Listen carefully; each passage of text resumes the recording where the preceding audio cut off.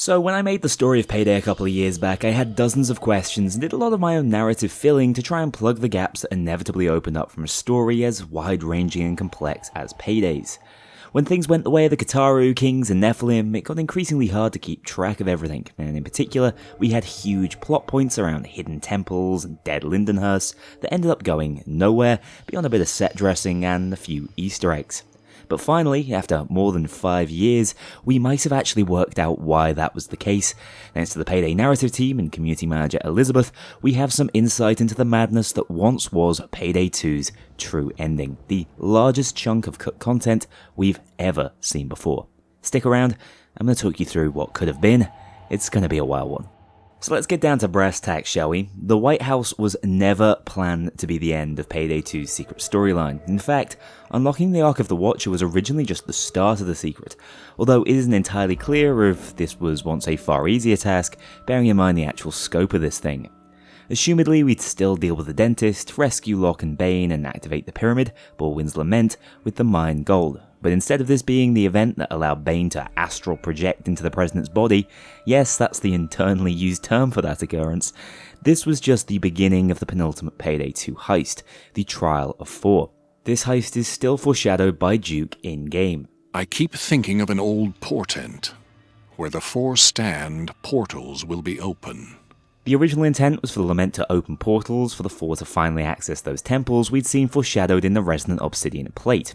It seems the reason the Dentist and Murky Water had tried nuking the temples back during the breaking news event was to forcibly gain access to them, as we learn from this cut content that the trial specifically required 4 worthy participants, hence why the 3 kings could never access the secret alone, and maybe why Baldwin's death in the Ark was so pivotal to the story. But of course the 4 Payday Gang heisters, who I still believe were intended to be the core 4 of Dallas, Chains, Wolf and Hoxton, were more than enough to get the job done. This is where it gets a little bit sad though, as it seems that one of the most intriguing and innovative heist concepts had to be scrapped, probably for good reason. This heist sounds like it would have been a trip. Each member of your 4-man squad would be sent to a separate location in either the Dream Temple, the Great Pyramid of Cheops, the Great Ziggurat, or Pyramid of the Sun. Never getting the opportunity to experience the joys of Cthulhu Land in the Dream Temple will forever haunt me, although it seems these plans petered out at the end of the concept phase, so I'm not sure we'd even have any assets to go off. The separation of the squad would obviously put a lot of onus on each individual player, and I can only imagine how stressful this would have been, but it's interesting in that it takes a lot of the design philosophy of the original Verrucht from COD Zombies in splitting you up and forcing the team to work their way back together, apparently whilst Bane and Locke held split operator duties from back underneath the White House. Again, losing out on a duo operator heist with these two is a heartbreaking revelation. In any case, you'd progress by activating ancient mechanisms within each temple that would then influence the environments of your teammates' temples, which just sounds incredible, but would have also probably been a nightmare within the framework of the diesel engine. We don't know exactly why this all ended up on the cutting room floor, but I would hazard a guess it was either due to technical limitations, extreme difficulty getting Call of Duty Zombies style puzzles to translate into Payday 2, or simply how inaccessible this overall concept would have been for a regular player.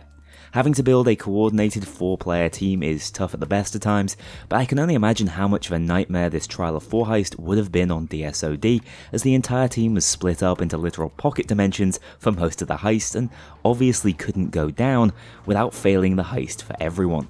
Eventually, if you and your 3 teammates had it in you to make it through your respective temples, you would reunite at, and I quote, an interdimensional junction linking their 4 ceremonial chambers and push together into Payday 2's true final heist, the end of the world heist. And here, you get a better idea of the stakes we were dealing with in this original concept. I've always said, the Payday gang saved the world by preventing the dentist from doing whatever it was he wanted to do, but it's never been that clear either what his overarching goal was, or if it was even that much of a bad thing for humanity. The whole see thee how the world comes to an end part was always a bit of extrapolation on my end, but the truth of it was completely different in the original concept for the finale. The end of the world stakes were very real from the original concept, as, prepare yourself, the Payday gang would actually be sent directly to another planet to try and prevent the Nephilim overlord from wandering across to Earth and killing everyone, which is assumedly what would have happened if we'd let the dentist go off wandering the Nephilim land on his own. Obviously, it wasn't that simple though. In the cut heist, the crew would be transported to the Nephilim Homeworld, which we do actually see as some sort of satellite planet in Payday 2. This is where I have to give myself a little bit of a pat on the back for my story videos. Indeed, there was a Nephilim progenitor who is described as a godlike being here, and he was recognised by previous human societies and religions as different godly entities, your Tiamat or Cthulhu, depending on what era you live in. Supposedly, this lad and his race of Nephilim happened across ancient humanity, and as much more advanced beings, were the reason us Homo sapiens were able to ascend out of our primal state around the Sumerian era, so we owe them a lot. But since then, King Nephilim has lost the plot to say the very least, turning his once paradise of a homeland into a desolate hellscape in apocalyptic disarray. In the game's history, this prompted who we can assume to be some of the first humans graced with the knowledge and technology of the Nephilim, the Immortal Kings, Vlad, the Elephant and the Dentist, alongside their Watchers, who I still assume are actually mortal humans, agreed upon to keep the King's power in check, to forcibly seal the portal and keep the mad Nephilim out as long as they lived. The problem was that this homeworld is supposedly full of unimaginably powerful artifacts we could actually find in Heist, the allure of which drove the kings, who were still human and only immortal by virtue of the Nephilim's technology, to war with each other after many centuries. The environmental storytelling we missed out on here sounds quite incredible, to be honest, and I know I would have had a field day with this narrative in my story videos.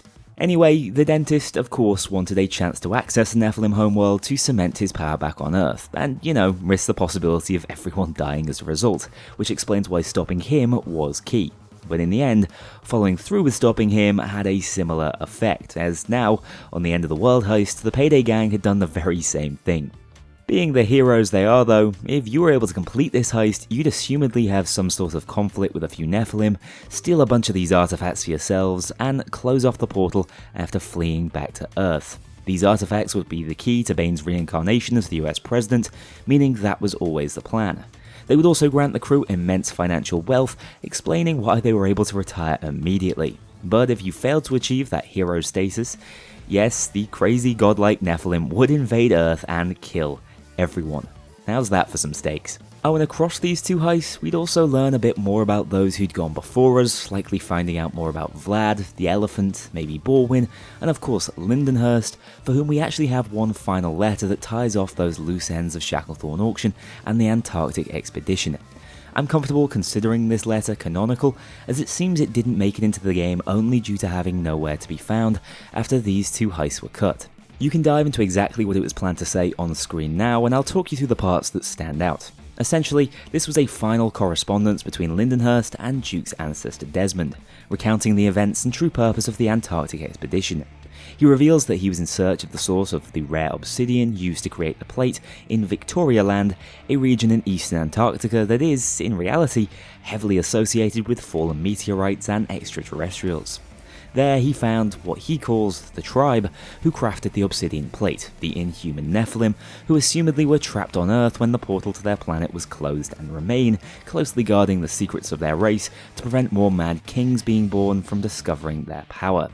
A lot of this could be gleaned from what we were able to find on Shacklethorne Auction, but it's absolutely amazing to have so much of it clarified and confirmed. In essence, the Nephilim aren't hostile to humans, but will fight to prevent their existence from being discovered, and Lindenhurst's expedition simply did too good a job of, exactly that. So that's it for Payday 2's original, far more science fiction inspired ending to the game. Where do I stand on it all? I have to admit, I think I love it.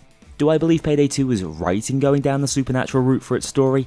Probably not. I like the story of Payday very much, but I do believe they wrote themselves into a hole with the direction they took things. But my perspective is, when you're already in a crazy hole of supernatural proportions, you might as well embrace the madness and at least come out the other end with a cohesive story, even if it strays a long way away from four blokes robbing a bank together. In the end, by not entirely following through, the final chapter of the story of Payday 2 doesn't piece together very well, and you're left filling most of the gaps with Dark Souls style speculation. Just see my theory on the cyclical nature of the story and the old mass. Although, that does keep me in a job, I suppose.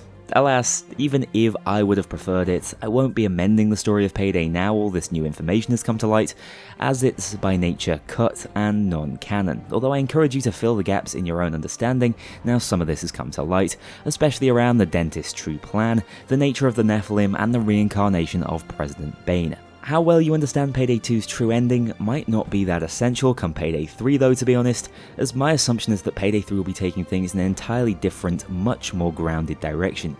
Speaking of Payday 3, if you're in the market for a new PC to play the game on, my Apex range is still out there for you to browse through. The guys at Apex are hugely helpful and will answer any questions you might have in terms of recommended specs for the upcoming launch. That said, thank you so much for indulging me on this video. It might just be my last chance to get all Lovecraftian with Payday before we go back to our Heat roots with Payday 3. See you all soon in the next video. A huge thank you to my dedicated Patreon backers. If you want to join this crew in going infamous, check out the link below and pledge as little as $2 to see your name in the credits, or get 24-hour early access to future videos and vote on upcoming content. Take care, I'll see you all soon.